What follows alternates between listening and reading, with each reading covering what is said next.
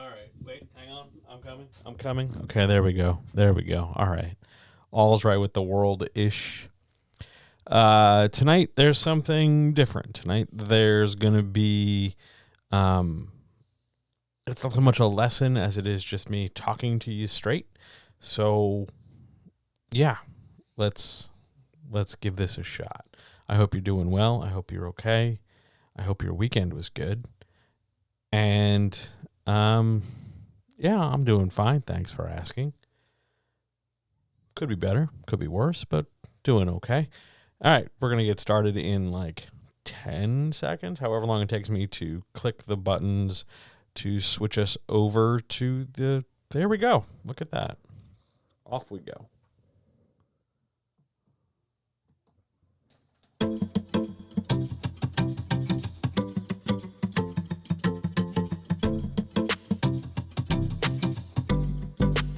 And now we'll see how good you are.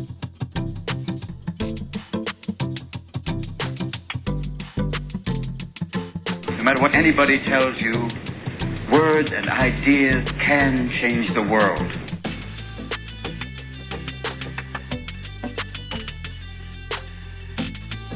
Ready to work. Oh, that glare on my glasses is terrible. Hang on a minute. Let me see if I can do something about that. I'm really sorry that wasn't there like 2 seconds ago. Let me just do that, and then let me do this. Come on now, all the way down. There we go. Is that any better? Yeah, that's better-ish, I guess. All right. Anyway, wow, I don't know why that glare is there. Give me a second. Give me 2 seconds. Sorry. Hang on.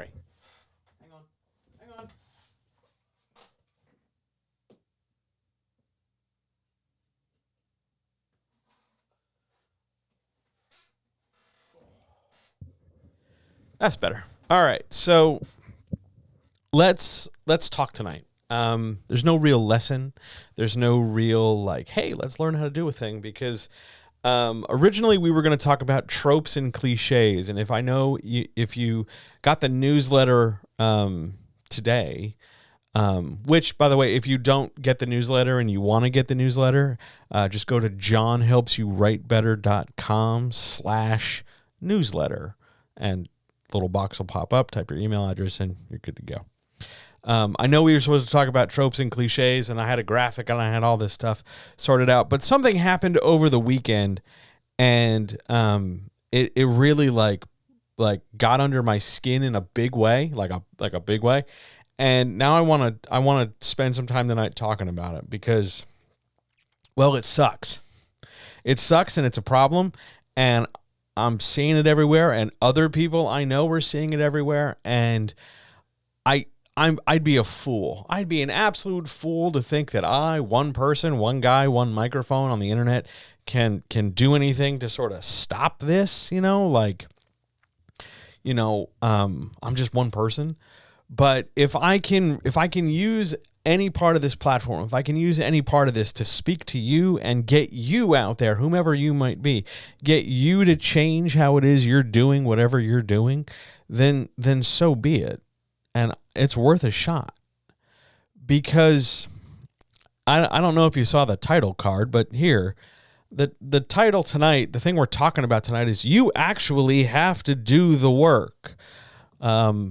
Because there's been a spate, an actual stack of people, writers of, I don't know who they are. I don't know how long they've been writing. I don't know if what they're talking about when they talk about their writing is legit or they're just saying, oh, they're doing this or they're doing that because they want internet attention. Who knows? But there is just a pile of writers who have been coming and asking me, other coaches, editors, social media, friends, whomever.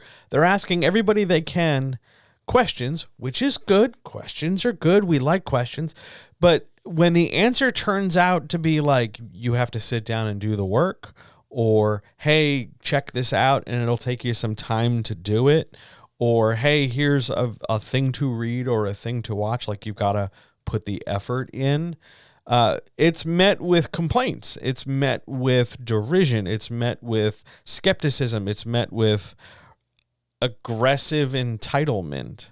And it fosters this idea that there's supposed to be, or there should be, some kind of shortcut, some kind of way. Like, can't you just do the work for me? Can't you just give me the 3 bullet points? Can't you just give it to me? And that's the attitude I want to address. That's the attitude I want you, whomever you are, writing whatever it is you're writing out there, to realize will absolutely kill you. It will stop your career before it even starts, because there are no shortcuts in this business. Never. Not a single one. Even the things that you think are shortcuts will take you time to do. Nobody's going to come along and do the work for you. Now, there will be an occasion where, like, you know, you might have to farm something out to somebody else who will do the work for you in that way, shape, or form. But you can't sit back and have other people do all the work and then you come along and just slap your name on it and call it a day. You understand? You actually, here's the title again. You actually have to do the work. I can't stress that enough.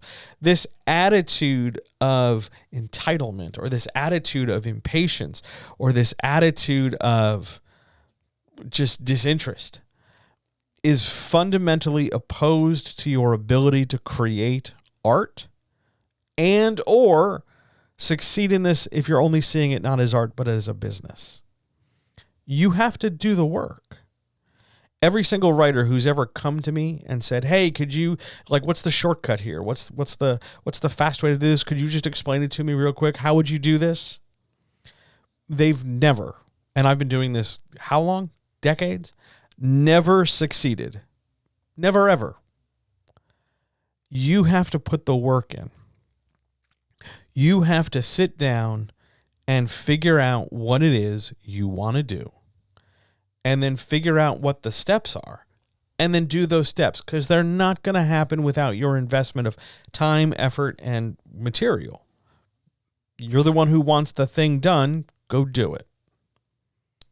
What I want to do tonight is I want to talk my way all the way through the exact steps so that you know exactly what it is you have to do at any point in this process. Let's call this a roadmap. Let's call this a resource for writers who are wondering what the next steps are.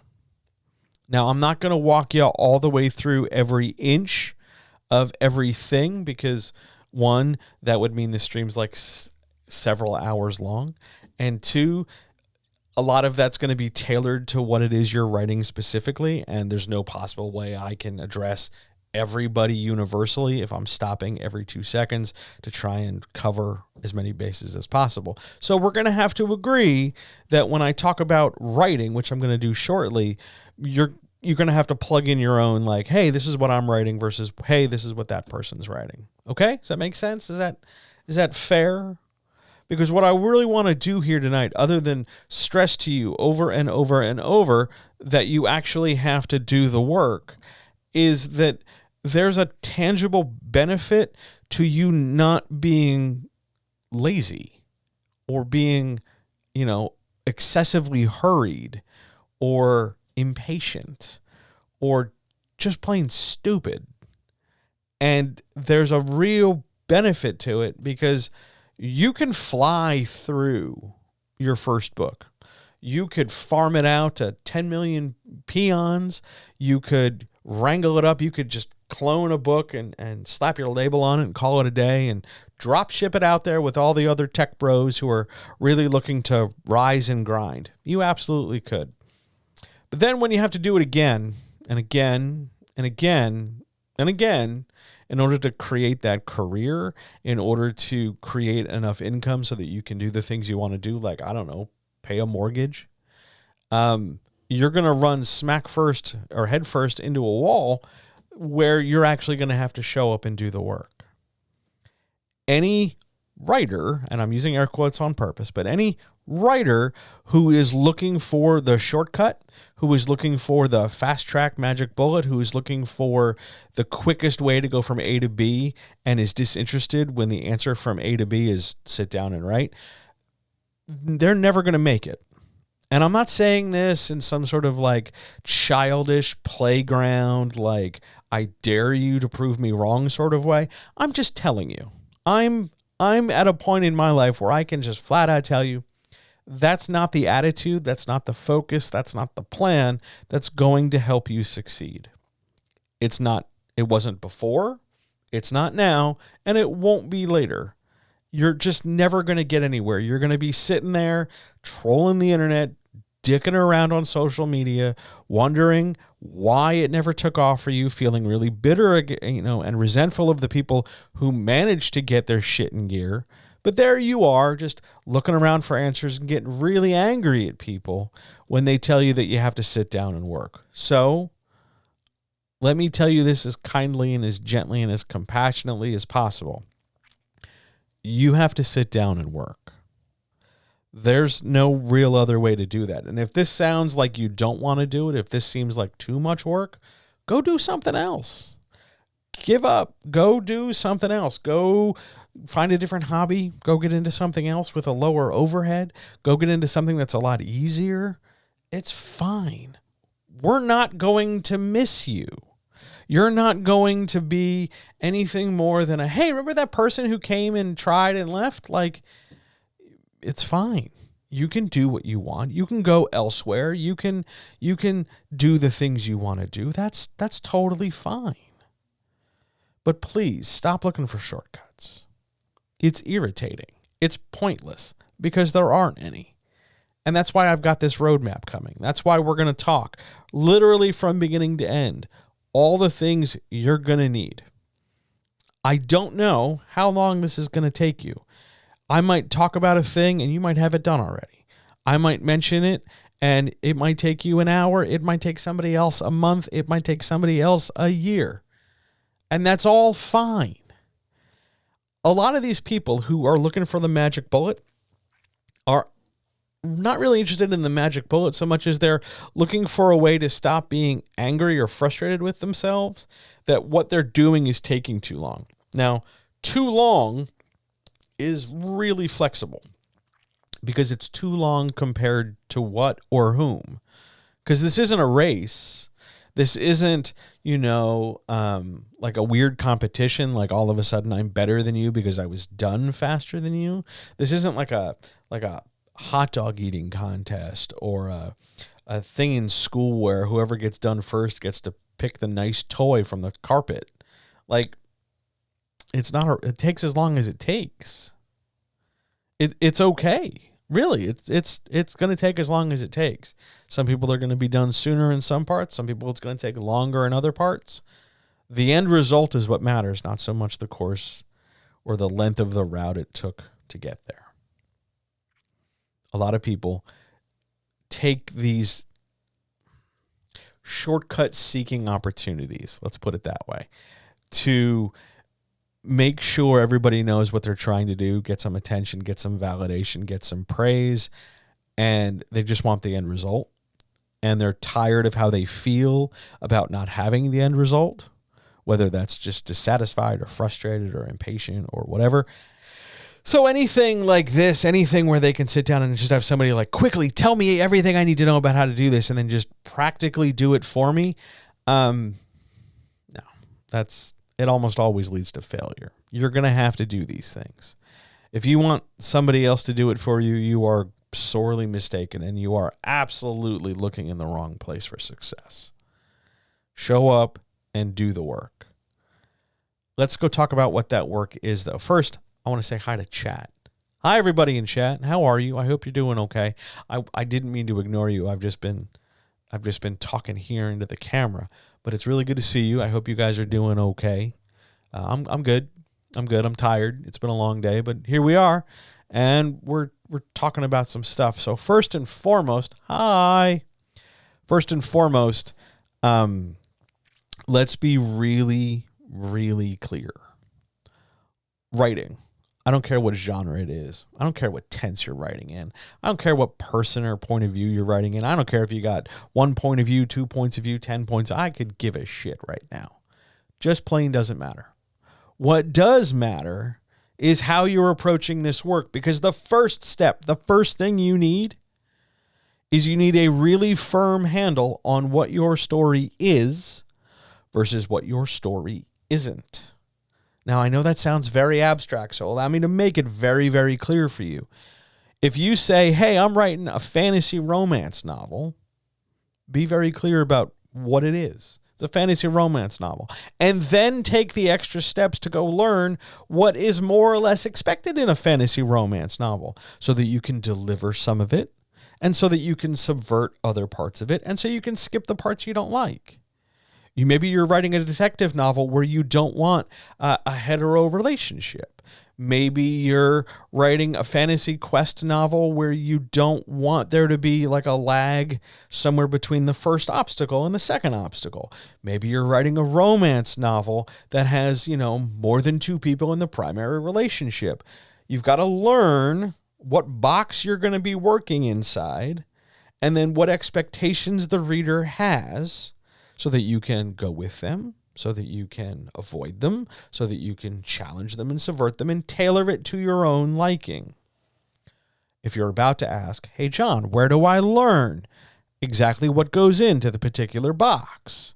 This is where you go talk to an editor. This is where you go talk to a writing coach. This is where you go talk to a writer. You sort of corral information of writers writing in that space. Take a look at their work. Take a look at their books. Talk to them. Communicate with other people. And you'll see, okay, so there's an expectation. If you're writing in romance, let's say, there's an expectation that the story kind of moves like this, or the characters do this, and the things pace out this way. If you're writing a fantasy novel, there's an expectation that it's so big or so small with this many characters and this many things. And you're not doing this so that you get a blueprint to clone so that whatever somebody else did, you can do, because that's not how that works. What you're looking for is just the ability to say, okay, I'm making whatever it is you're making. I can expect it to have 1, 2, 3, 4, let's say 5 things, right? I like 4 of them, so I'm going to put 4 in. I'm going to skip the 5th. That's fine. But you should at least know the space you're working in. That's step number 1. And that's task number 1. Go figure out what you're writing. Figure out what you're not writing. Figure out what people can expect. Figure out what you want to put in. Make a list.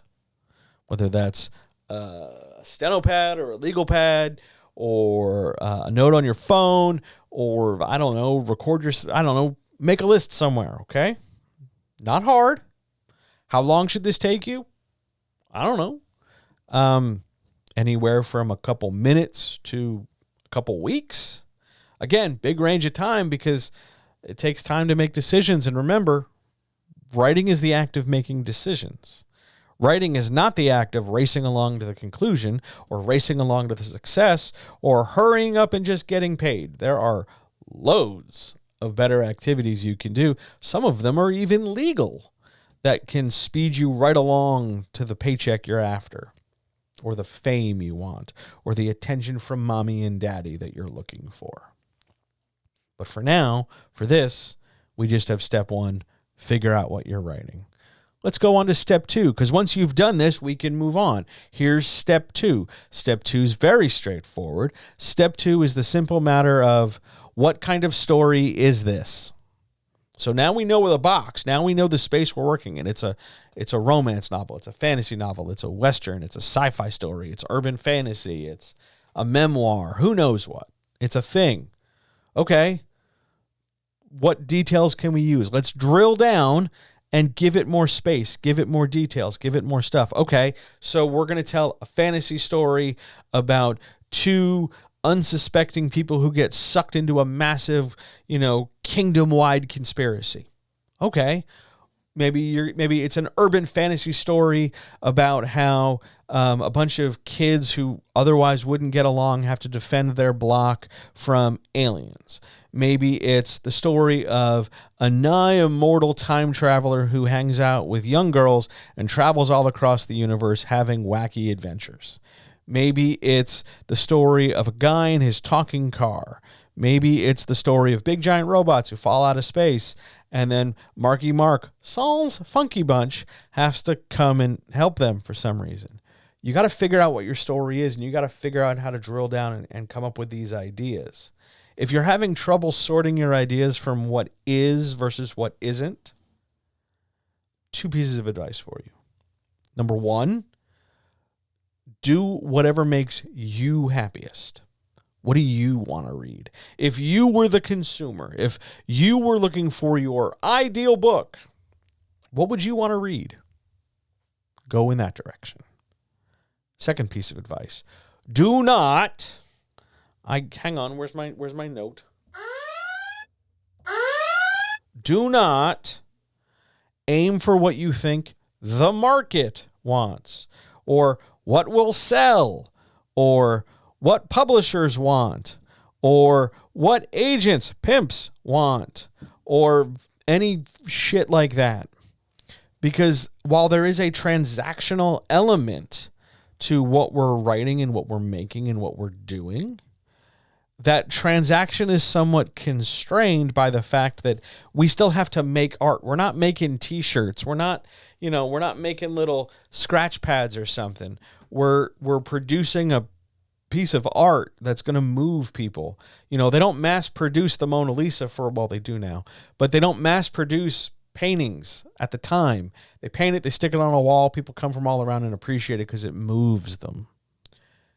In order for you to move people, in order for you to evoke emotion from within them, in order to educe from them a sense of joy, satisfaction, or peace, or calm, or thrill, or whatever, you can't look at this the same way you look at, hey, I'm going to go to the store and buy a bundle of socks, taking it off the peg, putting it in my basket, and walking to the register. It's not the same thing.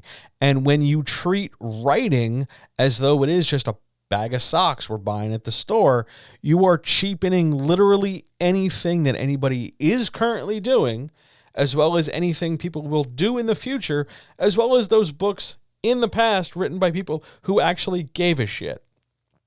Yes, this is a hill I'm willing to die on.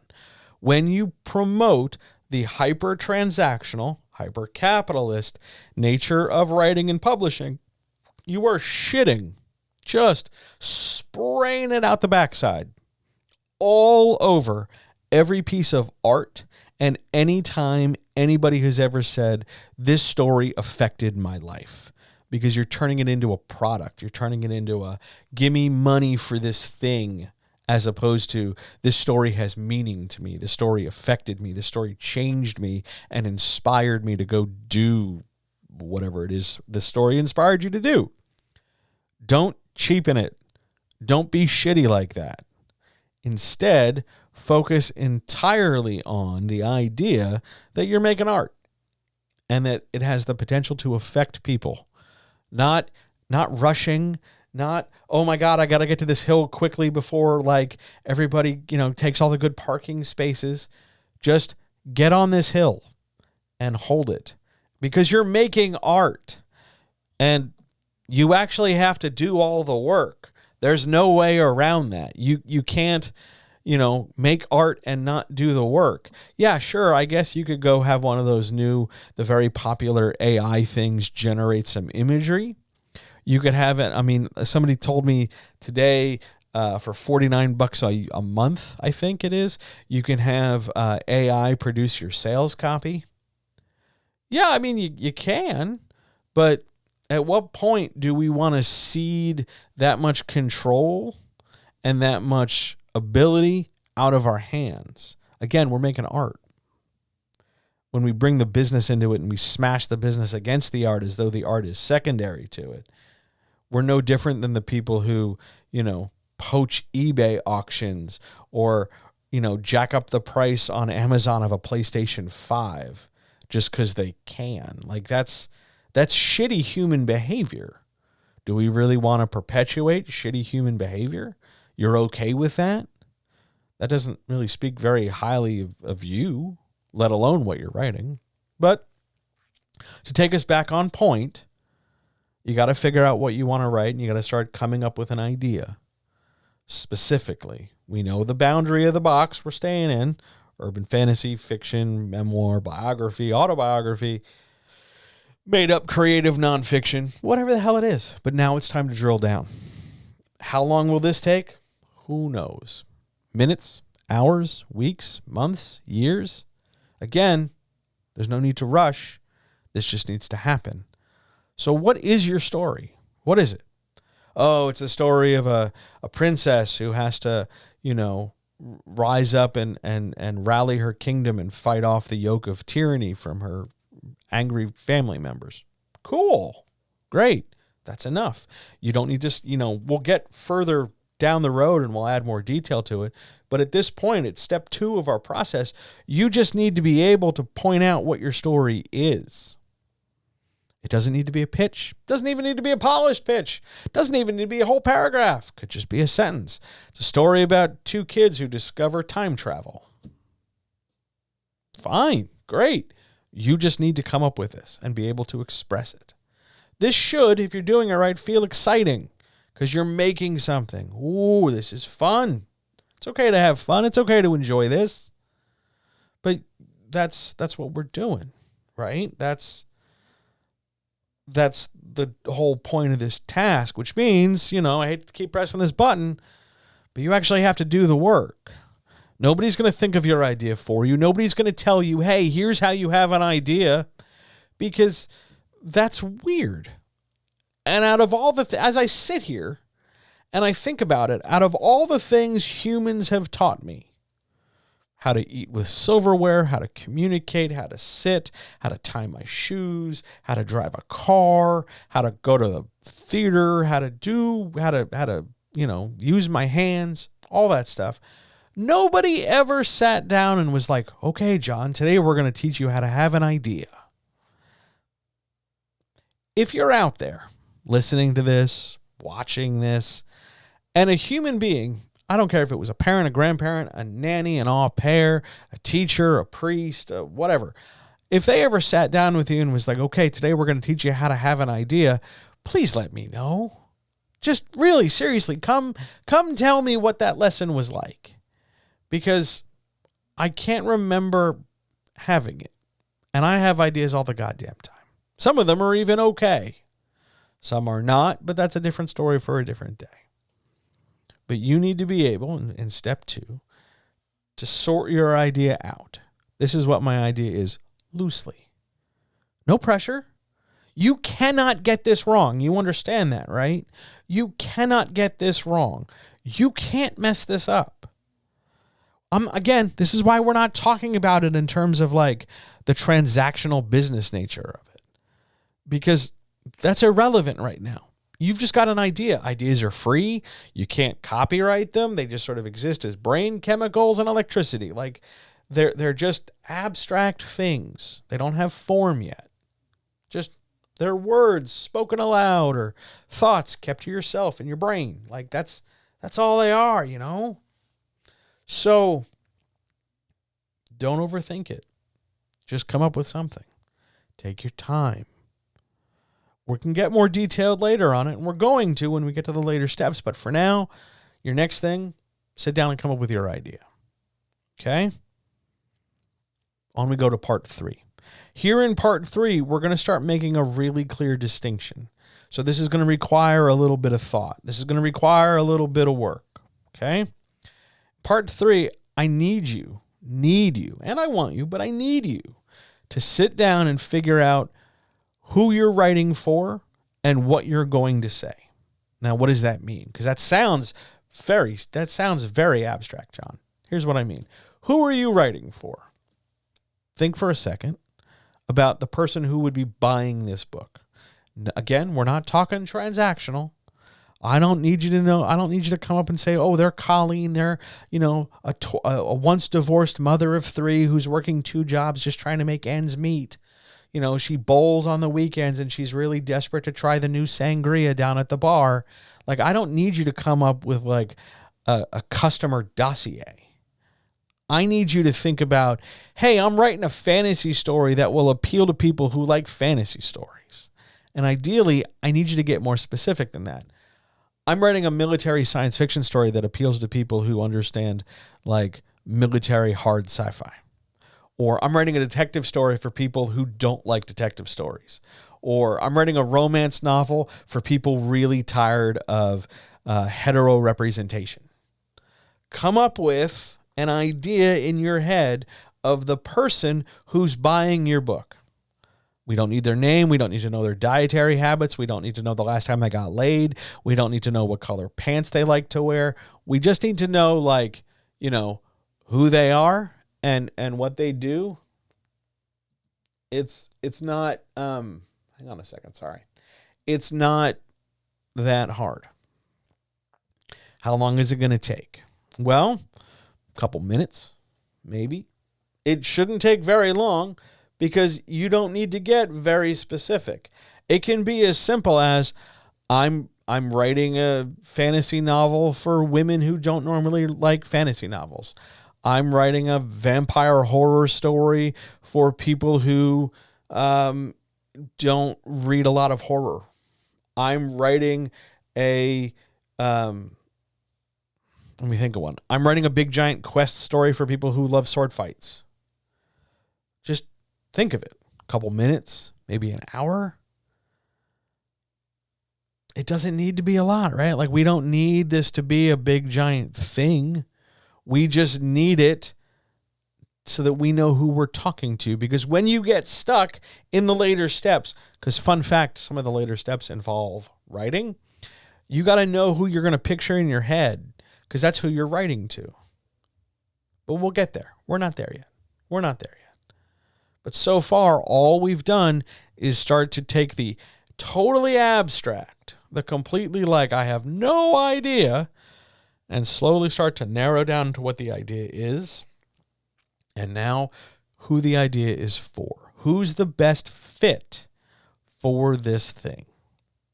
Can you do that? Pretty straightforward. And we're doing it now as opposed to doing it later, because it really sucks to have written some pile of whatever, some amount of words, maybe a draft, maybe 2 drafts, maybe a whole thing, and then realize that it's not really focused to any one particular kind of reader or any one particular sort of person who might enjoy the story. The story feels like, well, it could be 5 people.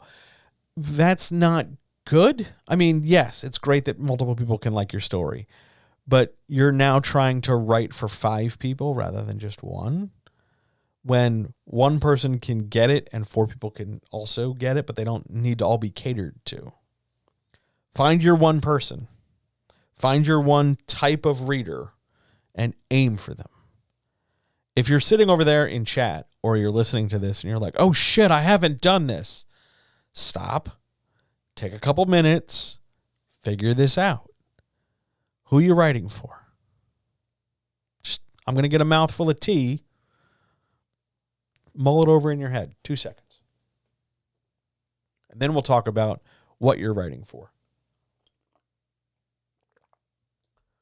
Because I'm going to sneak in on you just one little bit of writing stuff. One little, very tricky little thing. Because I want you to be able to answer this question. If I read this story, whatever it is, horror story, fantasy story, romance, science fiction, whatever it is. If I read this story, what am I going to walk away with? Is this a tragedy? Is this the story of a guy who needs to raise money and becomes a drug kingpin? Is this the story of 2 young guys in a bicycle shop who decide they're going to get into aircraft? Is this the story of a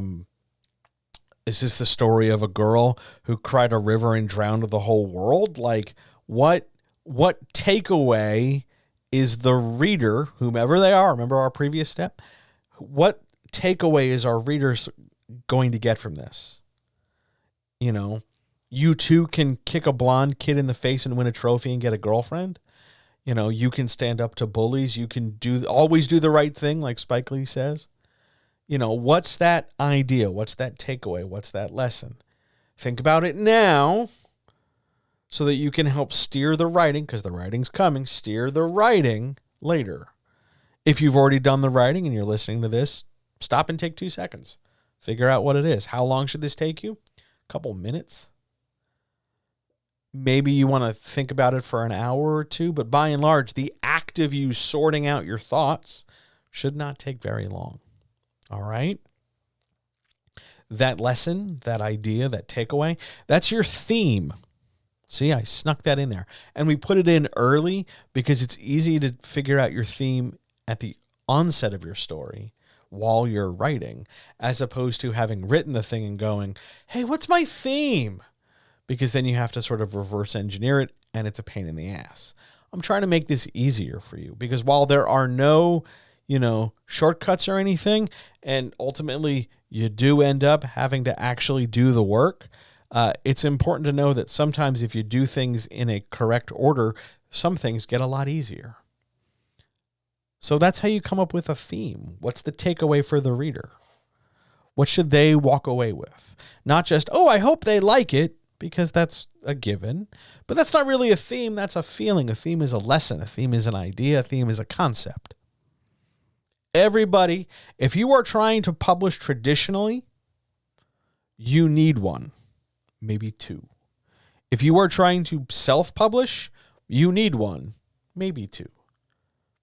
Period. These are fundamental necessities. It's like saying you're going to publish a story but not type any words. You need this, okay? You can't really skip this part. Let's go over to the next step. Was it 4? We're on step 4. So we figured out where we're writing. We figured out what our story is. We figured out a theme, and we figured out who our ideal, our reader is. Now, we have to start making more decisions. These decisions used to be abstract in our first steps. Now we're here in the present and in the moment. They're going to get a little bit crunchier. So this might mean it takes some time. How much time? Days, weeks, hours, minutes, seconds? I don't know. That depends on you. You're not better if you go faster. You're not automatically smarter. You don't get a gold star and more money because it took you 10 seconds and it took somebody else 15. Does not matter. No one gives a shit. This exercise, the whole point of this, the whole point of everything, is for you to take as long as you need to figure out what it is you need to figure out to get done the thing you want to get done. Does it ultimately matter in the long run that, oh, I had this idea in 20 seconds? No, no one cares. Do you care? I don't care. Have you ever bought a book and wondered, I wonder how long it took this person to write the thing, where it was really like a major decision? Oh, they wrote it in 31 hours? Yeah, I only buy books that are, get written in 33. Nobody thinks like that. That's weird. It's not a thing. Don't make it a thing. Just instead figure out, okay, it's time to get crunchy about this. Here we go. Number 1, how do we want to tell this story? We know what our story is. We know the theme. How do we want to tell this story? Past tense? Present tense? Do we want third person, first person, second person? Do we have one narrating character? Do we have no narrating characters? Do we have multiple narrating characters? Is this in first person? Is this third person? What kind of structures do we need in place to frame this story? Now, if you're out there listening to this and going, well, how do I know what's right? Just pick something. If your first thought was, well, what's best? I'm going to say this with a lot of love. Knock that shit off. This is not min-maxing time. We're not trying to come up with the optimal, most efficient way through a thing. There's no like one fast track. There's no one super build that if we all do it this way, everything comes out just fine. It doesn't work like that. It's never going to work like that. It didn't work like that yesterday. It's not going to work like that tomorrow. That's just asinine. That is some child level thinking. And I'm asking you, I'm begging you, I would really encourage you to do better than, kind of deal with everything the way a 7-year-old gets angry at Mario Kart. What I want you to do is really think about the structure you're using to tell this story and write that structure down. I'm writing a third-person past tense, single narrator story about 5 kids who discover that their lemonade stand is really competing with a global chain. Whatever it might be, write it down. If you've already drafted this, because I know there are people in chat who have already drafted stuff and this sounds really elementary, sit down and write out what it is you're doing. This isn't a quiz or a test. Like a publisher or a pimp is never going to come along and go, give me that sheet, because that's not what they do. But it'll help you, especially if you're going to go write a second book. This will help. Make sense? Like, figure out the framework we're using to build the thing. Figure out what scaffolding and what materials we need to use to build this piece of art. Okay? How long will this take? A couple hours. Sit down and really give it some thought. Understand that there's a difference between first person and third person. First person's always going to feel more intimate. Third person's going to feel a little bit more separate. The idea of third person limited versus third person omniscient refers to the amount of access the reader has to everybody's thoughts and feelings. The ability for us to swoop into somebody's head, versus anybody's head, mine, yours, the lady over there, this guy, that guy, this guy, omniscient, versus limited, just a few people, maybe even just one person. That's all. You can't do first person limited. It just doesn't exist. First person is built on the idea that one person, the narrating character, shares their thoughts and feelings with the reader. And likely not the rest of the world. That the reader and the narrator have this bond. That's what helps it feel intimate. And it doesn't exist elsewhere. Okay? Second person is detached because now you're outside the other character. You are the Robin to Batman, the Holmes to Watson, or the Watson to Holmes, I should say. You're separate. It gives you a bit more flexibility in some ways. Does not give you other flexibility in other ways. And no, don't swap just because you get bored. Here comes that decision. Again, you can't really do this wrong, but you can certainly make it harder for yourself by trying to get a story and ram it through one particular way. Oh, I need to tell this story in first person. Okay. Maybe, but you might be a better fit. It might be easier for you to produce it. Not faster, easier. You might have less frustration. You might be less confused. The story might flow out of you more naturally if you considered changing person or tense. Present tense, past tense. Now, if you've started writing and you're getting this, you might get real frustrated. Oh my God, you're telling me I got to rewrite? I'm not saying you have to rewrite. I'm telling you it's very possible that if you were to rewrite and go in a different direction, maybe it's easier, maybe it's harder. How long should these decisions take? Hours? Minutes? Seconds? Don't agonize over this. It's a big deal, but it's not like a huge deal. Just figure out what tense you want to write in. I'm going to tell you this. There's a reason why a lot of people either write in first person or third person. There's a reason why majority of people write in the past tense.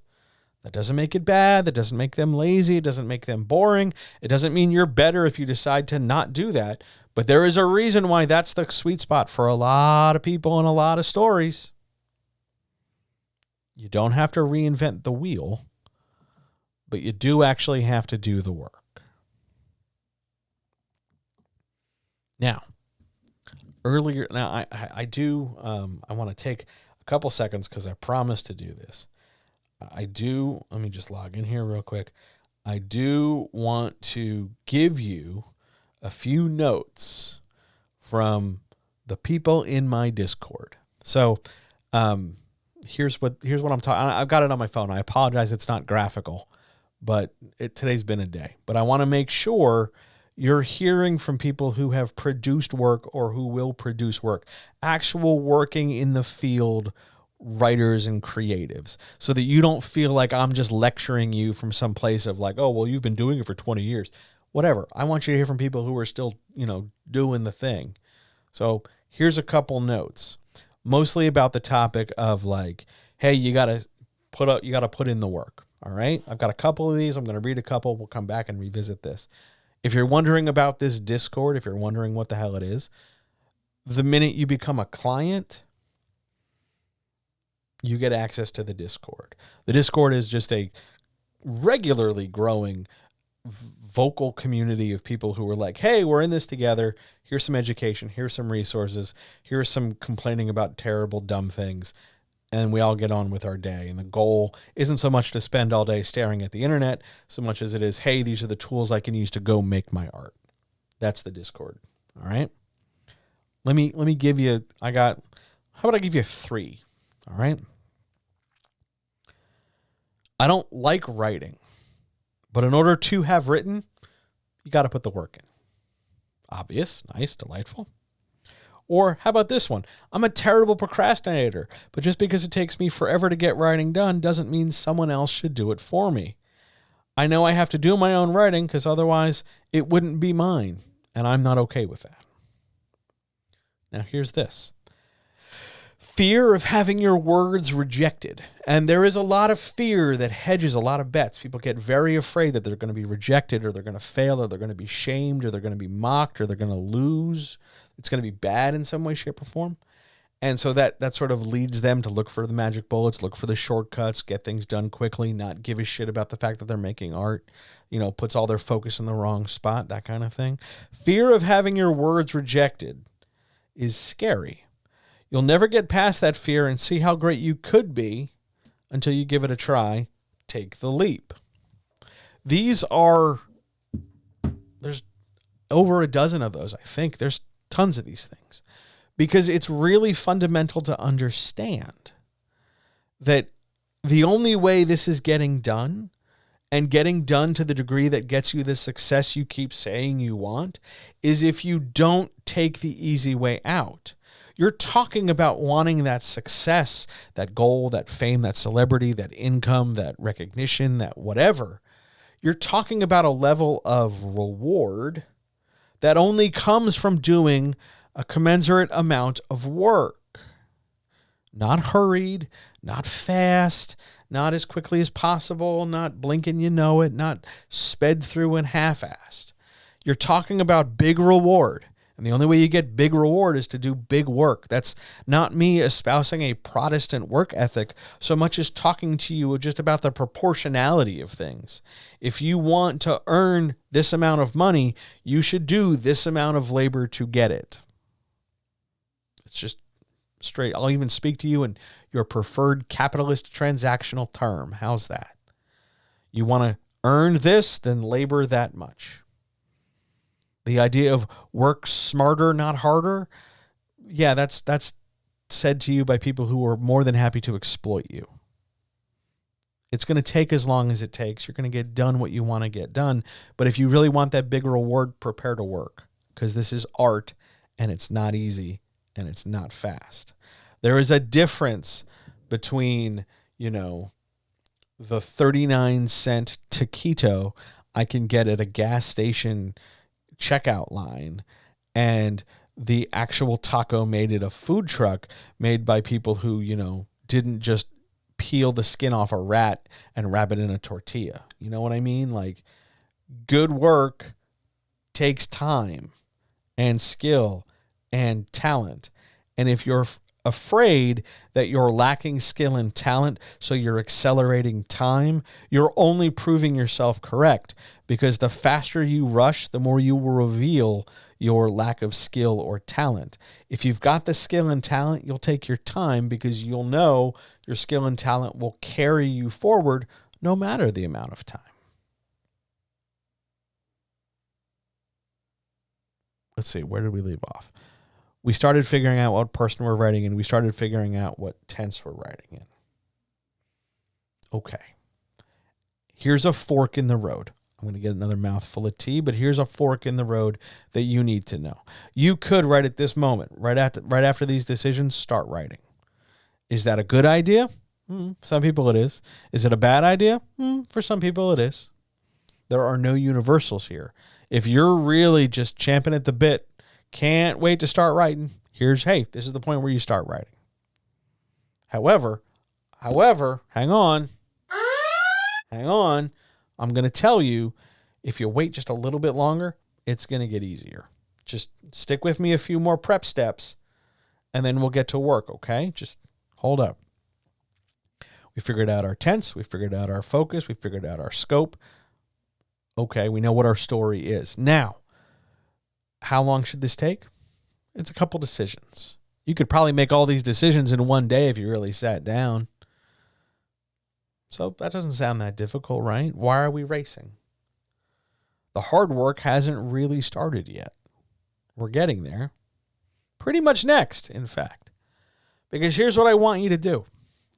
If you are genuinely serious, legit, straight up, no cap, serious about being a published author who has a long career with multiple books to their name, then I need you to hear me very carefully, and I need you to pay attention right now. You're going to need to plan and outline this. Not all the books all at once, just this one book, just the first book. We're going to need to outline. And this outline, I don't give a shit. No one gives a shit what it looks like. You want to do like they do in school with Roman numerals and capital letters? Delightful. Knock yourself out. You want to do just a list of bullet points? Fantastic. Go to town. You want to do a whole string of numbers? Sure thing. Go for it. But you're going to need to outline. And this might take a while because you're going to have to make decisions as to what happens, then what happens, then what happens, then what happens, then what happens, on and on and on and on and on until you're done. And you want to make these decisions in as clear a way as possible. Well, clear to you. Don't just say, and then the thing happens. Because later, when you go back and look at your notes, you might not have any idea what the thing is from 2 weeks ago, or a month ago, or a year ago. Because I don't know how long it's going to take you to outline. I don't. No one does. But you're going to need to outline. In part, that's because sometimes traditional publishers, in their, what's the politest way I can say this? Profound dinosaur genius, when they ask you to submit your work to see if they, like it and stuff, sometimes they ask for an outline. So have one. Sometimes they do, sometimes they don't. You should be prepared either way, but outlines aren't just for them, they're for you. So figure out what your story is. Okay, it starts here, and then we go, it starts at A, we go to B, then C, then D. Do we need to drill down and specify every inch of what A, B, and C are? Not yet. That's coming. But for now, you're just making a rough sketch. This could take you a day, couple days, couple hours, a year, a month. It takes as long as it takes. How big and how long this should be? Who knows? That depends on your story. If we're outlining a kid's book, it's going to be considerably shorter than, say, your big, giant, epic science fiction novel. Because, your kid's picture book's a different size than your big, giant fantasy super novel. They're just not the same thing. So it takes as long as it takes. But I need you to outline, and I need you to organize. Because without those things, you're going to be stuck in this sort of perpetual amateurish, underdeveloped, underplanned, just kind of sloppily slapping my story together. You know, it maybe kind of sort of works, but it's done kind of vibe. The same way, like when you realize you're late for something, so you just sort of hurry, and that's how you end up wearing 2 different colored socks because you got dressed in the dark. Or you realize, like, oh God, if I don't get in the car right now and drive, I'm going to be late. So you kind of haste through your packing and you forget the important stuff. Like we get somewhere and you don't have your phone charger or extra socks. You know what I mean? Like you want to get away from this idea that, you know, we have to speed through this. Take your time. Plan to whatever degree you need to plan to. And there's a reason why I'm saying only plan the first book at a time. Only plan 1 book at a time. Why? Because you can only write 1 book at a time. There's only one of you. It takes time. Now, there's a business side to this as well. It does you no good to plan and write multiple books and then try to publish them or get them published traditionally. Because if your first book flops, publishers won't give a shit about your second or third book. If you're self-publishing, you get a little bit more leeway here, a little bit more latitude, because then you could just post them all up and however they sell is however they sell. But don't be surprised if in your poorly to no outline structured story, you get called out for it and your sales and reviews and therefore your algorithmic presence are affected as a result. So I'm asking you to pick and choose the fights you want to get into. The fight over pantsing versus plotting is an argument for children. It's an argument for people who don't know any better. It's an argument for people who have never really tried to commit this seriously. And I'm asking you to do better than that. So we're going to outline 1 book at a time, just this book. Go from beginning, middle, and end. And you want to make sure that you can clearly point to here's the beginning, here's the middle, and here's the end. And here's the climax somewhere before the end of the book. The big fight scene, the big conversation, the big confrontation, the big challenge, the big something. You got to have one. And it's got to come before the ending of the book. Okay? Beginning, middle, end. Throw a climax in there. 1, 2, 3. Simple. The outline will take us there. Be able to identify the pieces. That's all you need to do. Again, I'm not talking about it being perfect. Nobody needs it to be perfect. This is just for you. You understand? This is just for you. Beginning, middle, end, throw a climax in there. Once it's outlined, we can start digging in a bit deeper. Here's where the work comes. And remember, you actually have to do the work. This is where things pick up. Because now we're going to walk through character and we're going to walk through plotting arcs and stuff, okay? This is where the work intensifies. And this is usually where people start bitching, pissing, moaning, and complaining that it's taking too long. And if that's you, well, congratulations. Here's your bus stop. Hop on out. You know, it's never too late to get into popsicle birdhouses. Okay? We've loosely outlined your idea to codify it. We've loosely figured out what your story is about. Now we're going to turn that very loose outline and your very loose idea into something resembling the start of a story. You can't speed through this. If you're saying to yourself, well, I already have this done, then just sit down and wait, and eventually we'll get to the part you haven't done yet. I don't know how else to put this to you, but if you're impatient while I'm yelling at you to be patient, you're not proving me wrong. Okay? Just wait your damn turn. We'll get there. So now we're going to build your main character.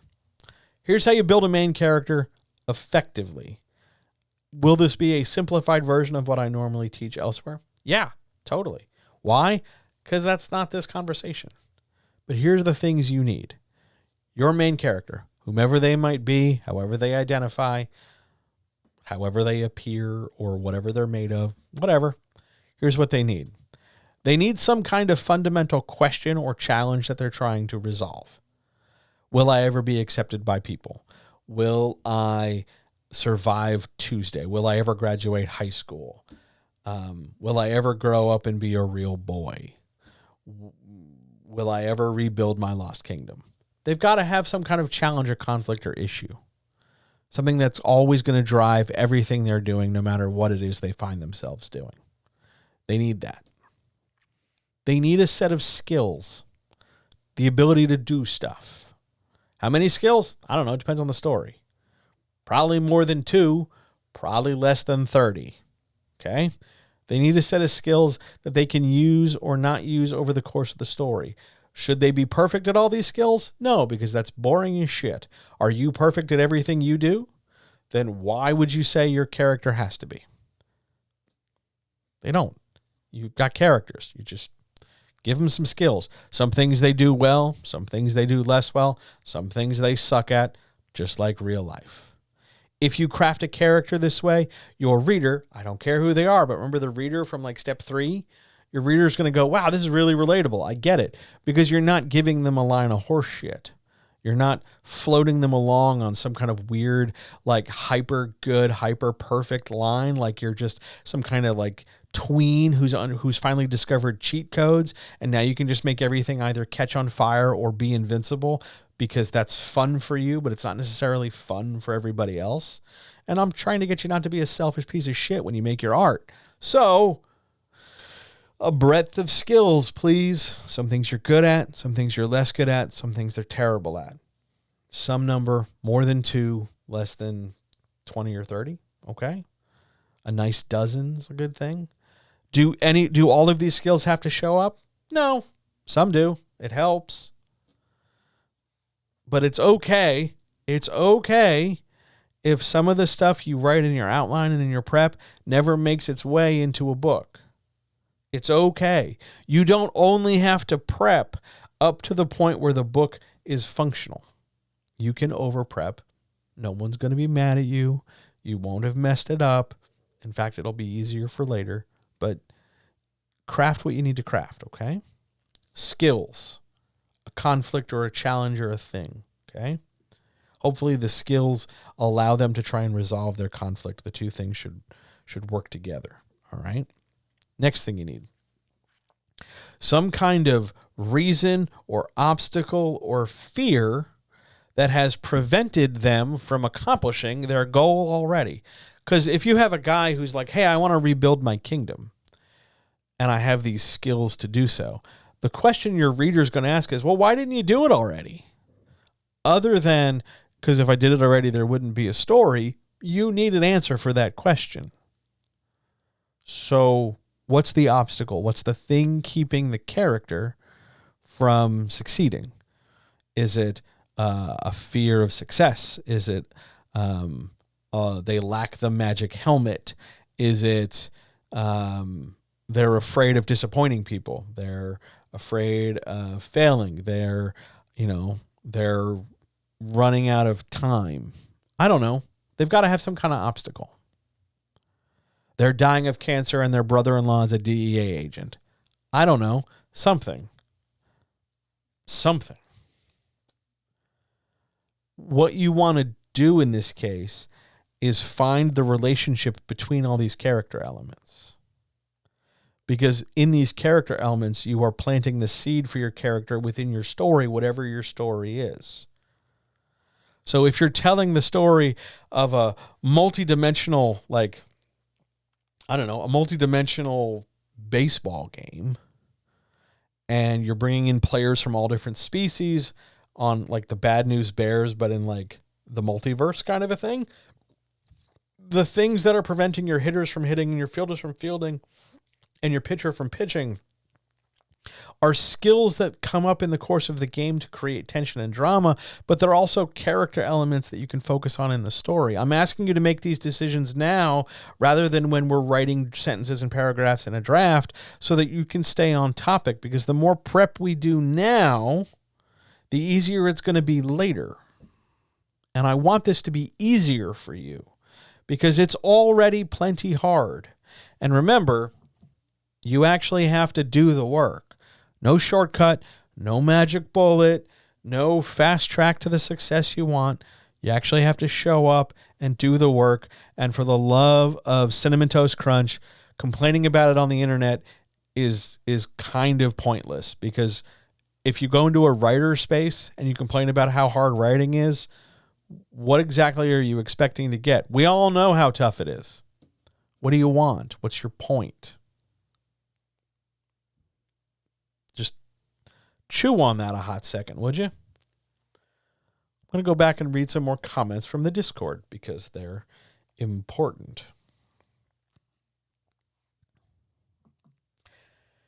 If they want to have every issue, they being the person looking for a shortcut, if they want to have every issue broken down into 100% correct, replicatable, bite-sized pieces, they should have gone into linear algebra instead. Help is great, but this is art. And from a certain point, it can only be done your way. To attempt anything else is denying yourself agency. I think that's very well said. I think it also partners well with nothing you want comes without effort, and no one is an exception to that rule. Yeah, that's everything.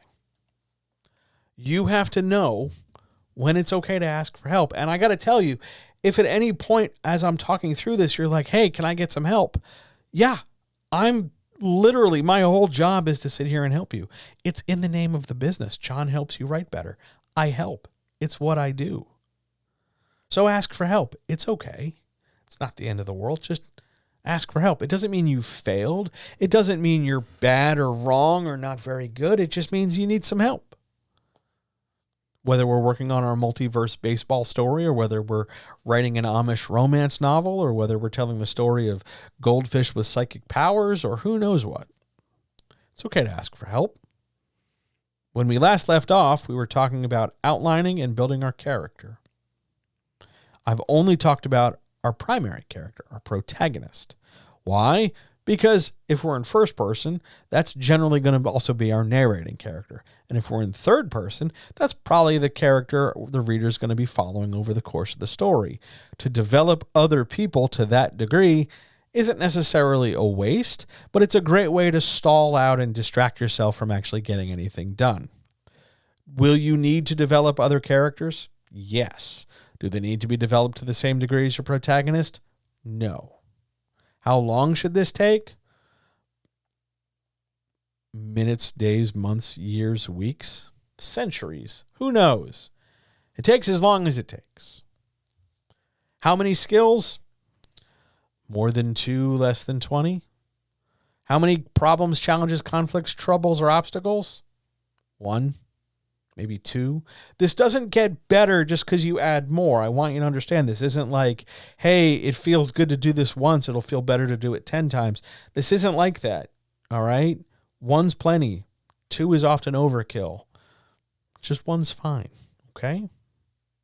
One thing I want to point out, notice that I didn't spend any time wondering about what the character looks like, or what their favorite hair color is, or how they take their coffee order, or what music they listen to, because none of that shit will help you unless you're writing a story where their hair color or coffee order or music taste matters. That's just the shit the internet wants to spew around to give you the illusion that you're part of a community because you're all answering a question. That's not actually helping you. Answering that your character prefers, low-fat skim and not oat does not actually help you write the 10th chapter. It's important to point that out because from this point forward, now that we've mapped a protagonist, from this point forward, we have to show up and go to work. And when I say show up and go to work, I mean you have to write regularly. From this point forward, it was all nice and fun and kind of reindeer games and just kind of abstract. But from this point forward, we are starting to make decisions that will affect the scope of everything going forward. Once you have a main character, you are really like half of the way to a whole ass story. I think it's at that point you better do something.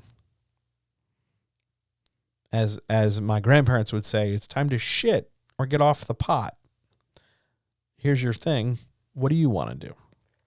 You've got your main character. Next thing you need to do, your plot. What's a plot? A plot's just a conflict. It's a challenge. It's an obstacle. Same thing that the character has. Now, sometimes that character obstacle, challenge, or issue is the main plot of the story. You know, a guy learning to stand up for himself, that can be your main story.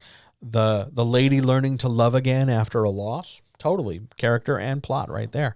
That's fine. Some stories work well where your main plot and your character arc are the same thing and they move in the same direction. Sometimes, though, they're different things, and that's fine too. You get to decide. One is not better than the other. It just comes down to what facilitates and what assists and what makes the best story you're telling. Main plot should affect and should carry the greatest reward.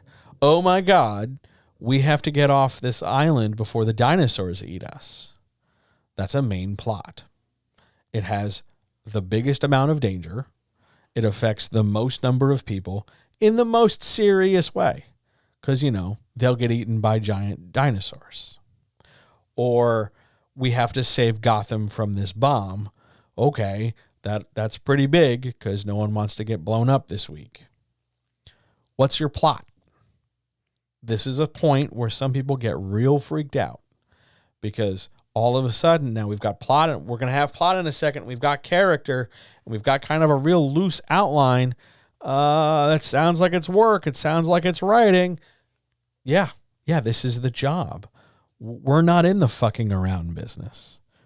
No more. No mas. Okay? What we're doing, what we're in for now, is being a writer. This is what you said you wanted. Here's the job. What's your plot? You should be able to express this plot in 1, maybe 2 sentences. You should not have any ...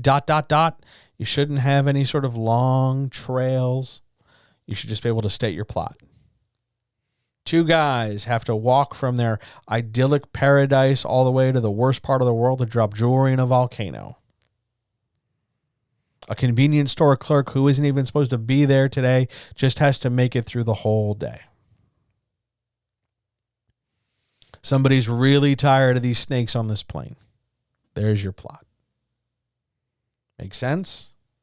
Very straightforward.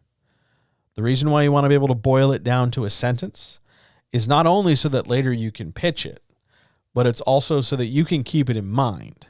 And if you're somebody who has a very complicated plot, you know, there's this moving part and that moving part. Well, then they go here and they meet these people, but these people are really part of this thing. And then they're really this. And then there's this big twist. And then there's also this king. No, you don't have to do that. You've made it unnecessarily complicated. I don't know why, but it sounds to me, and I'm looking straight at you, people who have made hyper complicated plots. It sounds like you've got multiple stories all tangled together, and I'm not sure why. I don't know why you've done that. You don't need to do that. Nobody wanted you to do that, but there you are. You've done it. All right? Don't. You don't need to. Your plot should encompass the most number of characters. Let's talk for a second about secondary characters, tertiary characters, characters who aren't the protagonist. We're going to divide them into 2 groups, the good guys and the bad guys, the protagonist side and the antagonist side. Let's do the antagonist first because everybody knows what an antagonist is, right? It's the bad guy of the story. It's the opposition personified. It's the antagonist like, oh, that's Lex Luthor. He's here to stop Superman. Or it's the evil CEO ready to bulldoze the orphanage. Or it's the corrupt team of hockey players looking to stop our ragtag little squad. Or it's the mean woman at the office. Or it's the zombie horde. The antagonist. Very straightforward. For a very long time, several years, there was this move to make your antagonist sympathetic. This is because in television, a completely different medium, in television, since it's a completely different medium and follows somewhat different rules, a sympathetic villain gave you something to talk about, and it gave you something to reconsider your beliefs. Because all of a sudden we were cheering for a guy who was, making crystal meth, or we're cheering for a guy as he trades in his morality in order to get wealthy, or we're watching a guy just become progressively worse and worse over time and celebrating it because it's fun or badass. That's still a thing that happens. But I'm telling you right now, you do not need to make your antagonist sympathetic. And you do not need to suddenly jump into the mind of your antagonist in order to explain the story from the other side. You don't. You don't. Think about just for a second some of the stories you heard when you were a kid, like Little Red Riding Hood. We don't spend a whole lot of time in Little Red Riding Hood getting into the wolf's thoughts to tell, to get across to the reader that the wolf really just needs to eat you guys. He just happens to enjoy eating grandmas and little girls. We don't spend time like that. We don't spend time in our ragtag sports story learning, making the evil cheating team, making them neat and fun. They're the bad guys. You don't have to make your antagonist sympathetic. How long should crafting your antagonist take? I don't know. Not as long as your character, because you don't need to do that much. A character, we had multiple steps, or protagonist had, a goal they wanted to accomplish, a challenge they wanted to resolve, and skills in order to do it, and then an obstacle in the way, right? Your antagonist, well, generally, their goal they want to accomplish is the main plot, so that ticks that box. The skills they have, that's important, but because that's how they're doing the main plot. But by and large, you don't really need to worry about the obstacles, because the obstacles are part of the main plot. It's pretty straightforward. That's going to lead to what's called protagonistic imbalance. That's the idea that we know more about the protagonist than we do the antagonist. Yeah, that's how stories work. That's totally fine. Go with that. Okay? Makes sense? Good. I'm going to get a mouthful of tea. I realize I've been talking now for like over an hour. Good grief. But I promise we're going to accelerate, because I thought this was only going to be like 45 minutes. If you're here in chat and you're digging this, let me know.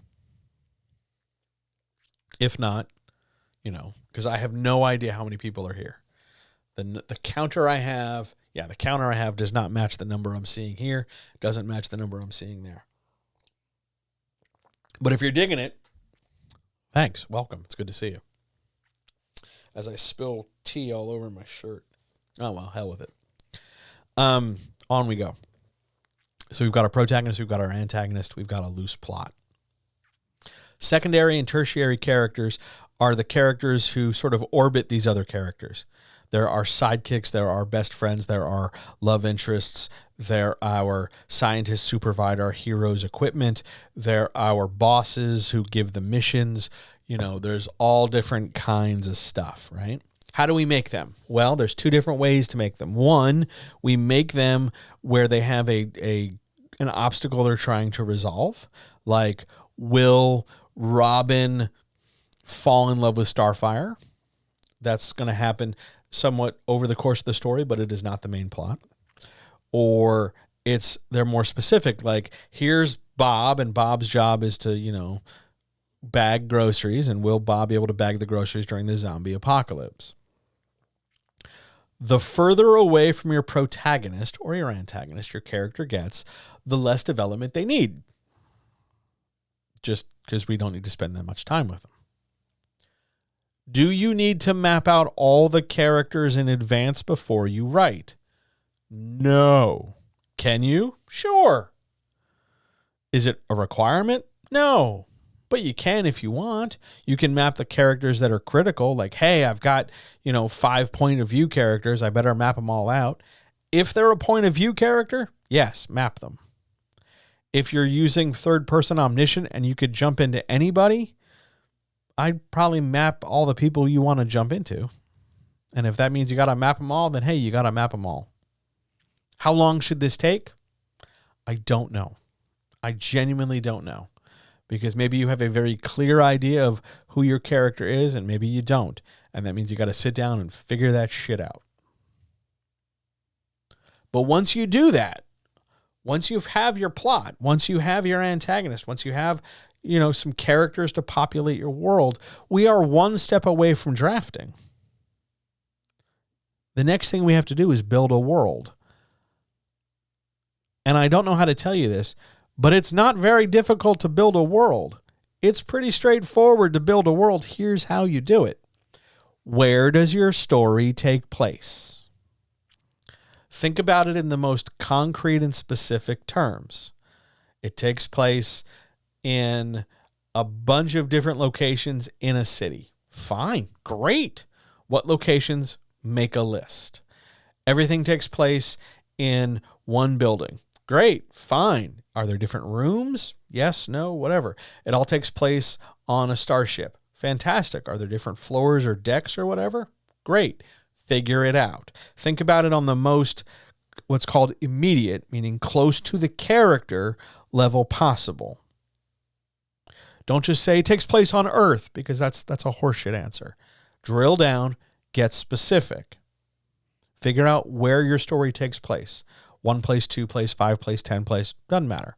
List them all. You don't have to visit them all. Remember, we can have more in our prep than we need. Just like you can prep more vegetables than go in your salad, or we can prep more dinner that we end up not eating. We can eat it later. Okay? Don't freak out. Just think about where your story takes place. And then, lastly, the thing we're going to do right before we start writing, we figure out the rules of your world. Now, for a lot of people, this freaks them out because it sounds very complicated. And I guess it could be if you really wanted to come up with everything on your own. But the reader doesn't need you to do that. You just need to come up with some amount of rules for your world so that you can write consistently. For example, in your fantasy world that takes place in a fantasy planet in fantasy countries, you're probably going to want Earth-based physics, right? Gravity, shit like that. You're probably going to want water, oxygen. It might never come up in the story, but you probably want characters who, respirate or exhale or inhale or blink. A lot of your world rules are just going to be summarized as it's like Earth. And that's fine. Again, it does not need to make its way into the text. This is mostly for you so that all of a sudden that you don't know, when to not deviate too hard off your story's course. Some of this stuff doesn't need to be explained. It's just going to be taken as a given, and that's fine.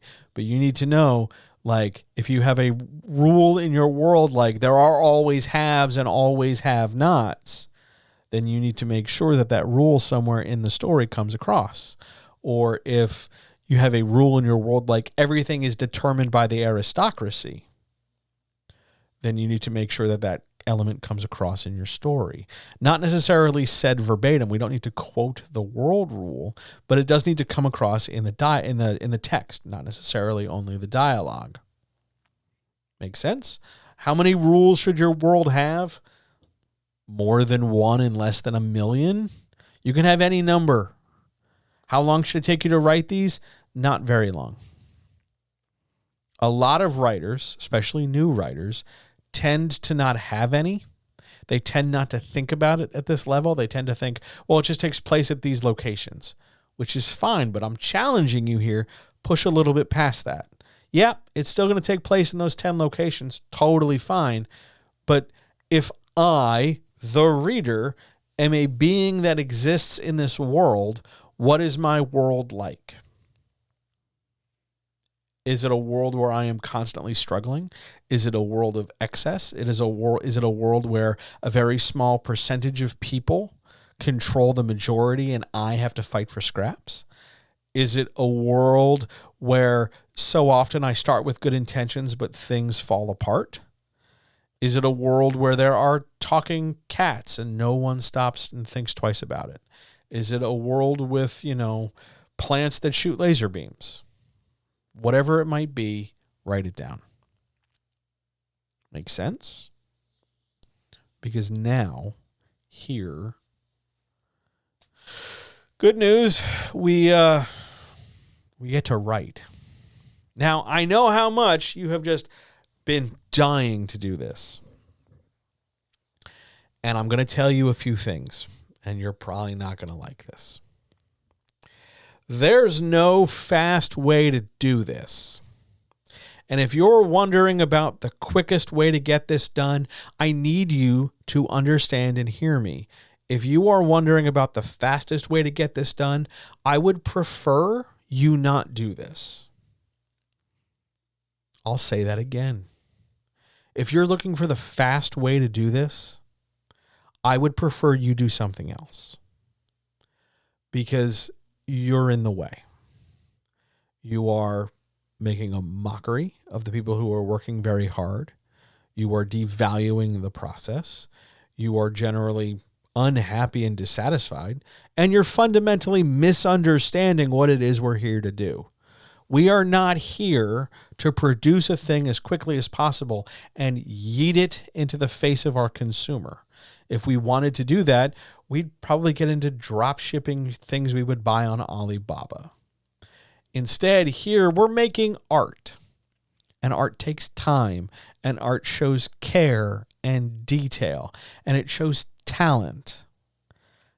And the people who are committed to demonstrating those things, while they're concerned with time in the sense of like they're tired of being stuck at the level they're stuck at, they're not concerned with time in the sense of like, I have to be done at 5 o'clock before the bus gets here.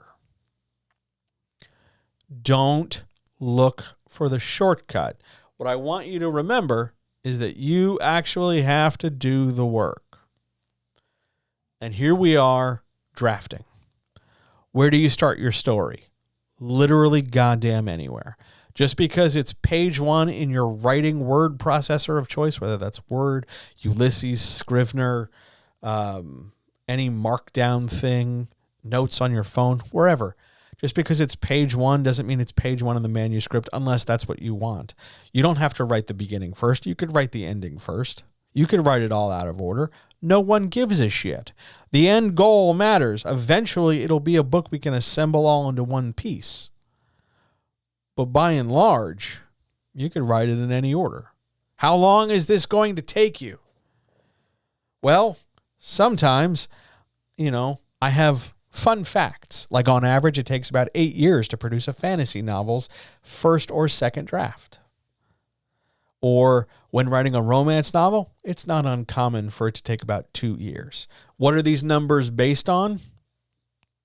The speed at which people write, not their quality, not the overall thing, just the fact that I know, having worked on hundreds of books in traditional publishing, this is how long it takes a writer to draft and revise and revise and draft and revise and draft and back and forth and submit it and wait and get it made into a book. If you're looking for this to be like, what's the most expedient way to become a published author? I'm going to tell you straight out, the fastest way to be a published author is to just write like content farm level, short 2-minute reads that just, hit a couple bullet points, make no dent in the world, and evaporate very quickly from consciousness. Do that if you really want to race to be a published author and be somebody who's written 5,000 articles but never developed any craft. If you're asking how long it takes to write a book, it takes as long as it takes. If you're asking how long it takes to write a good book, it takes as long as it takes. Even a bad book takes time. What's the fucking rush?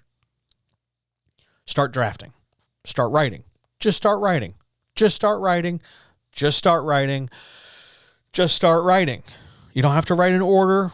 You don't have to write the beginning first. You could write the end first. Who gives a shit? The end matters. We just have to be able to, by the time we're all done, have a finished book we can cut and paste into shape. Okay? You're going to write a draft, a first draft. Here's a fun fact about first drafts. It's better in the long run to write a first draft that is ginormous, 3, 4, 5, 10 times longer than your whole book is going to end up being, so that you can learn to cut it back, than it is for you to just dash out a starved, poorly written, poorly thought out story that's barest of bare bones, knowing that you can fill it in later. It's better to cut and thin out than fatten later. All right? Let your first draft just be everything you need to get it out of your brain and onto the page.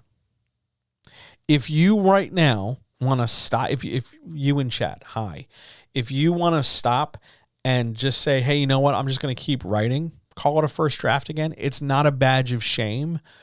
Just write it. Just write it. Just get it all out of your head. It's totally fine. Okay? Once the first draft is done, how long is this going to take? Days, weeks, months, years? While I'm doing this, I look down as I'm reading stuff off my Discord. I get this little note, hey, I finally finished my revisions, from somebody, and they've been writing for years. Earlier today, I talked to somebody who's been working 2 years on a thing. Before that, earlier today, I talked to somebody who's been working 11 years on the conclusion of their book. Does that mean they're a bad writer? No. They had multiple kids. They got married and divorced. You know, they bought a farm. They raise some kind of animal now. I think llamas. Like, life happens. Sorry, they're not all like 21 with mommy and daddy paying all their bills. Some people, you know, have to work for a living, and it's hard, and they have priorities and responsibilities, and they're not looking for the quick, fast, easy buck. So grow up, Francis. But here we are, all the same. You draft. Write your first draft. Get it all out of your head. Not good or bad or perfect, because none of that shit matters. Just get it out of your head. Let it be as big as it needs to be. Oh, 200,000 words, 300,000, 400,000, sure, whatever it needs to be. However, the bigger it is here, the more work you're going to have to do in the next step. But don't worry, you actually have to do the work.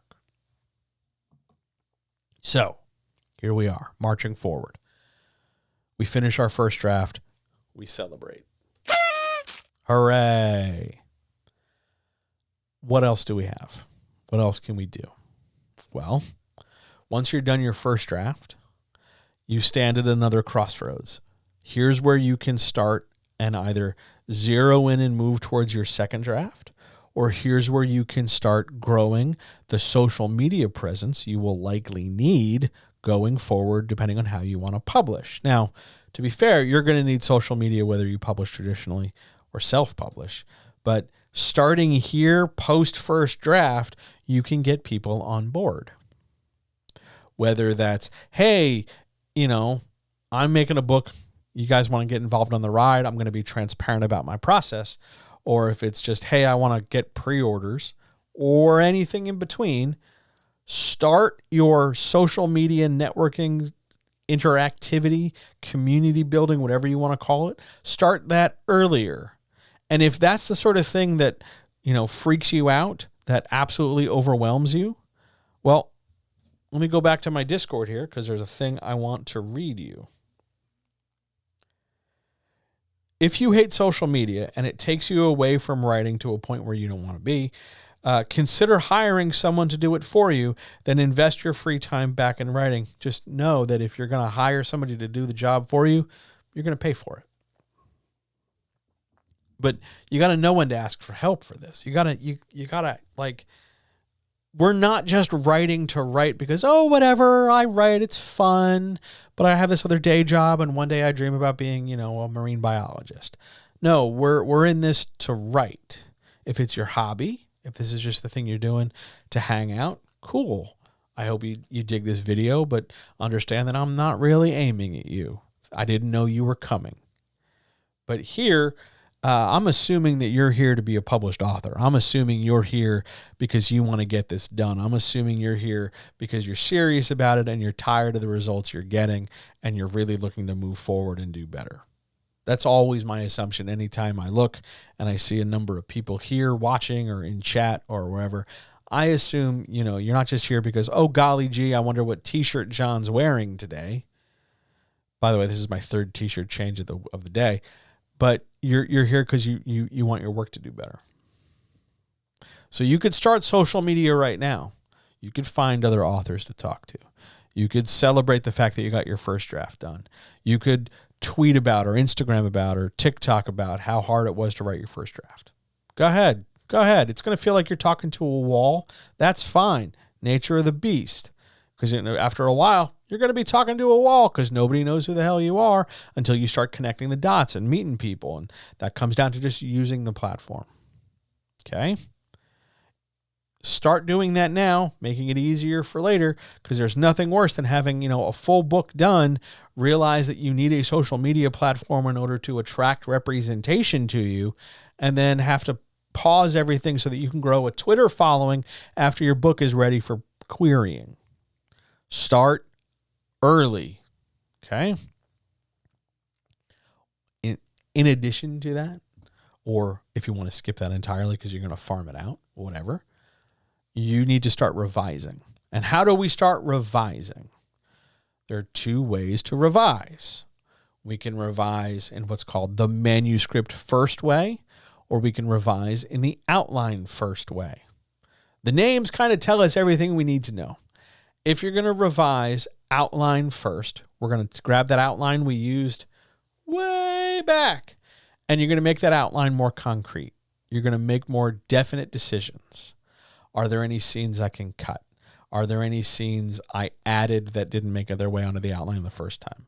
Can scenes be condensed down? Do I really need this subplot or that character? You're making those decisions, not, getting the feedback of 5 other people, not asking, will this book sell better if? You're making the decisions. You, the writer, are making the decisions as to what stays and what goes. And if you're at a point where you're like, oh my God, I just have to keep everything, then please go get help.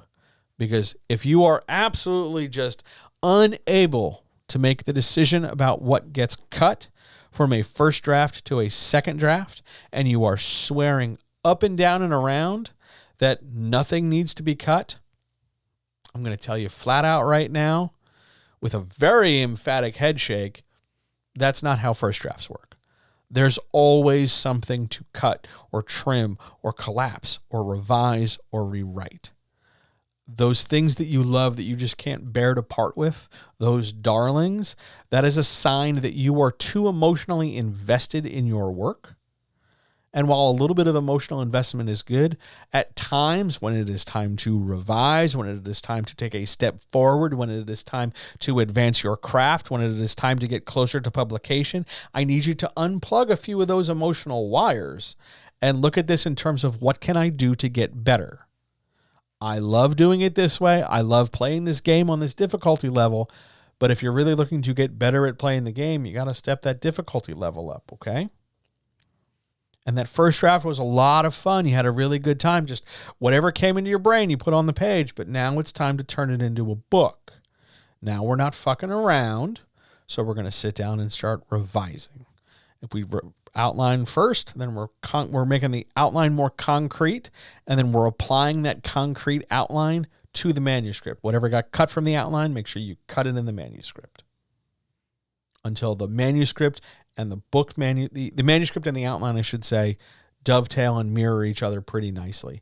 You're allowed a little wiggle room. You're allowed a little latitude, but by and large, by the end of this process, your two things should represent one another. I should be able to look at the outline and then dig through the manuscript and find it. And I should be able to go to the manuscript and find a thing and see it represented on the outline. Because that's what happens in publication. But let's say you go manuscript first. Well, the first thing you're going to do is figure out how big the book's supposed to be relative to its genre expectation. Because even if you're self-publishing, where you are less bound or obligated to follow word limits, the reader still has an expectation. And if you say like, oh, well, I'm self-publishing this fantasy novel, so it can totally be 400,000 words. Technically, you're true.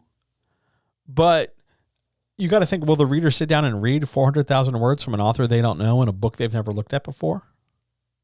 Would you? If someone else handed it to you, what would you think?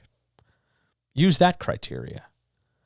Understand that, for example, fantasy probably caps out at around 140 max. And then figure out where 140,000 is in your story. And understand that anything past that point, 140,001th word, could you stop? Could you delete it and cut everything else? Or what would you have to restructure to make your big thing fit a smaller package? Manuscript first revising is brutal. And for a lot of people, it's deeply emotional. And for a lot of writers, they don't want to deal with that. So good news, you can ask for help. Nothing wrong in hiring an editor, hiring a writing coach, and saying, hey, use all your sharp knives, use all your skills, and get this thing down to size. I do it all the time. There's a whole pile. You can't see. It's just past this side of the camera. There's a whole pile of printed notes and manuscripts I'm working on right now, getting them down to size. It's just part of the job. But you're going to do this from making your first draft into your second draft. How long? I don't know. It's entirely up to you. You could, in theory, if you sat down and really did this, you could do all your revising in a month. It might not be the best, cleanest, happiest revising ever. It might not be the best way you spend your month, but it's doable. You could do that. Up to you. But again, not a race. I'm going to get a mouthful of tea. So now we've got this revised manuscript. We've made it a second draft. Could we publish a second draft? Yes. Should we publish a second draft? No. Why? Because we can still refine it. We can still tighten it up. We can now, with our polished second draft that's in a good shape, we can make sure we've, closed any holes in Swiss cheese that are cutting left. We've made sure we've filled in all our notes and filled in all our gaps, and we've tightened it up, and we've gone back through it. We've read it line by line. And when we found words we omitted because we were typing and we knew what we meant, we put them in. When we find sentences we don't like, we take them out. When we ask ourselves, hey, can I rewrite this sentence so in a way that sounds better because how I wrote it the first time I don't like it, we've made those changes. We do that until we go all the way through the second draft. How long? I don't know. You tell me. Once we're done the second draft, you're going to need other people for this, whether that's a writing group, whether that's one or two friends, whether that's a professional, like an editor or a writing coach or something. You're going to need another human being. And I'm going to tell you that you probably want to get either professional help for this or some very trusted, knowledgeable friends. Because if you just ask like random people who aren't as deeply committed to your process or aren't naturally as experienced in story, you're going to have a harder time in this process because you need feedback. It's not done. I know it's not done, but you need to know if you're at least connecting with your audience. You need to know if you're at least connecting with other people, if they give a shit. My advice has always been and will continue to be, you want to find 3 different kinds of people when you're looking for feedback. Somebody who's going to love your work no matter what and tell you great things. Somebody who's absolutely going to be resistant to anything good you're doing and really come down on you and point out when it sucks. And somebody who doesn't terribly know a lot, but would be interested if it was done well. A good, a bad, and a middle ground. Sometimes you can find that in one person with a professional. Sometimes you have to go get a couple friends. Sometimes you need a writing group, but aim for that. Aim for that breadth in feedback. And when you're asking for feedback, do not just ask them, hey, did you like it? Because that's a pointless question and everybody deserves better. Take some time, spend an afternoon, make a little Google form, make a questionnaire. What did you think about this point? What do you think the theme is? What did you think about the plot twist, if there is one? Did you enjoy the climax? What was your favorite part? Was there a favorite line of dialogue you had? What did you think about the dog? I don't know. Whatever your questions might be, whatever you want to get feedback on, frame it in the form of questions and then give those questions to people. It's a little bit of structure. It can feel a little weird and awkward and nerdy, but it's going to help you, because remember, the point is we want to help you succeed with this. So we get our feedback. We weed out the stuff where it's like, this is good, I liked it. And we move towards people actually being able to give you feedback you can use. I really understood everything except when, the sister revealed herself to be a zombie, I was confused. Or the ending didn't make sense to me. Or everything was great except the car disappears 2 chapters in. When somebody points out something like that, make a note, because that's one of the first things we're going to address going forward to make that third draft. How much feedback should you get? Yes, some. How much is some? I don't know. Some. An amount you're comfortable with that doesn't only include the positive. You got to let some of the negative in there. You're going to get judged. You're going to have to be okay with it. That's just how this works. All right.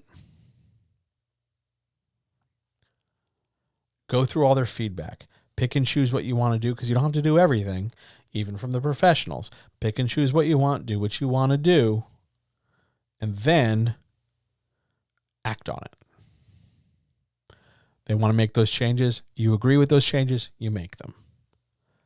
When all of that is said and done, honestly, you've now made a third draft. This is the make or break point for people.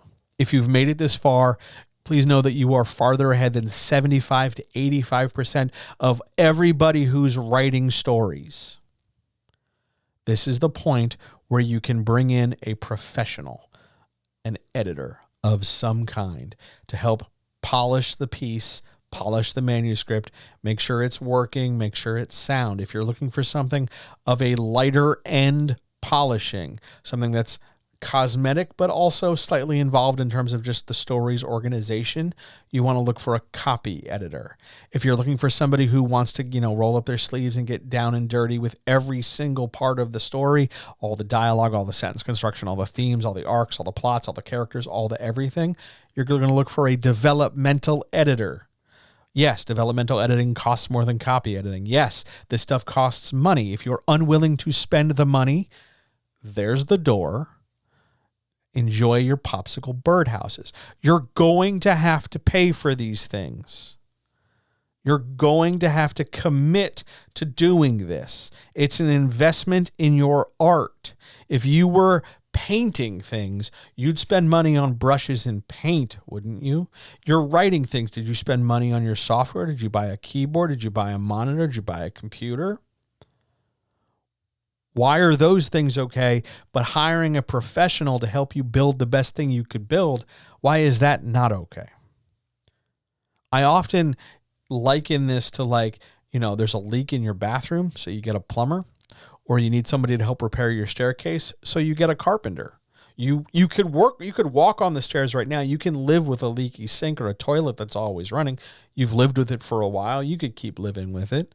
But if you really want it fixed, and it's not something you can easily do yourself, because, you could do it and maybe you'll get it right, but, do you really want to take that risk? Why not just get a professional? Why even bother fussing with it? Get a pro, get it done right, and get it done. Why is that so difficult for people? Because they're not really serious about writing, flat out.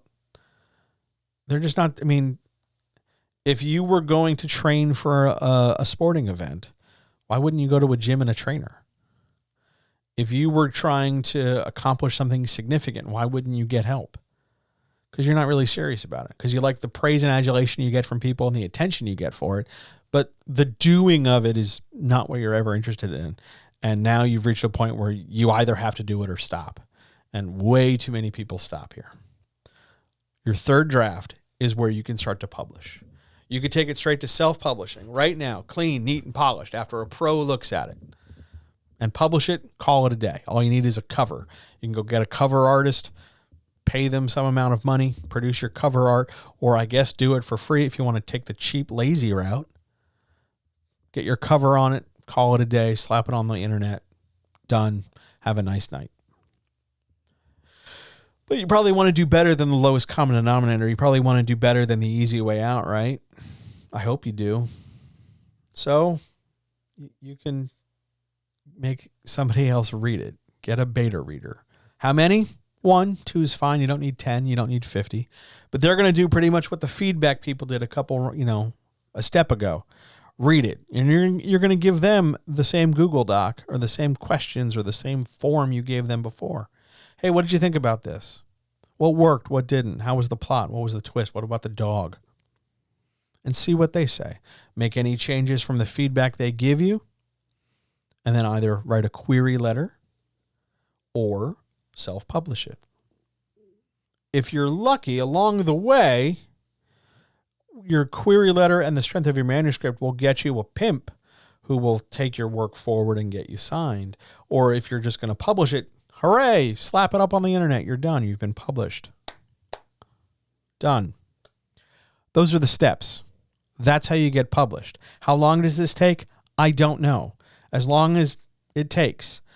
It is directly proportional to the amount of shortcuts you don't look for and the amount of effort you put in and the seriousness you put into it. You could do this all quickly and well, but understand that that's going to take a great deal of time. It takes as long as it takes, but those are all the steps. There are no shortcuts. I didn't say, hey, go to this website and download this thing real quick and it'll do 80% of the work for you. I didn't say farm this stuff out to people in an underprivileged country who are dying and drowning by the day just because your lazy ass wants to keep playing Call of Duty. I didn't say anything like that. I'm not going to say anything like that. What I'm going to tell you is that it's your art. You're putting your name on it. Why wouldn't you do your best? Or, to take this one step further in a way that's a bit more comfortable for me, are you seriously telling me that your best is this half-assed bullshit? That's how you want to be represented in the world? That's what you want your name attached to? The easy way out? The shortcut? Really? That's you? That's what you show up for? Give me the easiest way? Give me the lazy way? How much of a piece of shit are you? How ethically unbound are you? Do the work. You'll get the reward, but you got to do the work. There's no other way to tell you. Remember, you actually have to do the work. It's not going to be done for you. It's not going to be done on your behalf. It's not going to be done out of, it's not going to miracle itself onto the page. You have to sit down and you have to write. If you have questions, if you have issues, get help. If you don't know where to go for help, I'm right here. There's a whole YouTube channel. There's a whole podcast feed. I'm in a number of places all the time answering questions. You can find me on Twitter. Where's my Twitter handle? It's there, right? You want even more help? Down here, look. There's the Patreon. Throw some money. You can get all the help you want. You want to book an appointment? Go to the website, johnhelpsyouwritebetter.com. There's loads of tools here I'm offering you. It's not my fault if you're afraid or embarrassed to pick them up. I'm not going anywhere. I recommend strongly that you take advantage of this stuff. That's what it's here for. All this stuff's available for free. You don't have to follow this on Twitch. You can get it on YouTube for free. Podcast is free. Avail yourself of these things. Use these materials. Make a difference. But remember, always, you actually have to do the work. And I think that's where I leave you tonight. I think that's it. I think that's everything I have. I want to thank each and every person in the chat for being here. I genuinely appreciate it. It means the world to me. Thank you so much for this. I know this was a bit off our normal beaten path of topics. I promise we will get back on track soon. The next time I'm here, I just want to make sure I got the date right because I know I said the date wrong the other day. The next time I'm right here will be Wednesday the 31st. So a couple days from now, I'll be right back here for the writer's chat, and I promise I will do something about the lighting because it looks very Breaking Bad yellow here. So I'll sort that out, but I think I know what the problem is, but we'll talk about that later. Have a great night. I'll talk to you very soon. Take care of yourselves. I'll see you Wednesday. If you have questions and you're watching this on YouTube, leave them in the comments down below. Otherwise, I'll see you Wednesday for the chat. Have a great night, and I will talk to you very, very soon. If you want to go to the website, it's johnhelpsyouwritebetter.com. And if you want to support this and everything else I do, it's patreon.com/johnhelpsyouwritebetter. I'll talk to you guys later. Have a great night. See ya.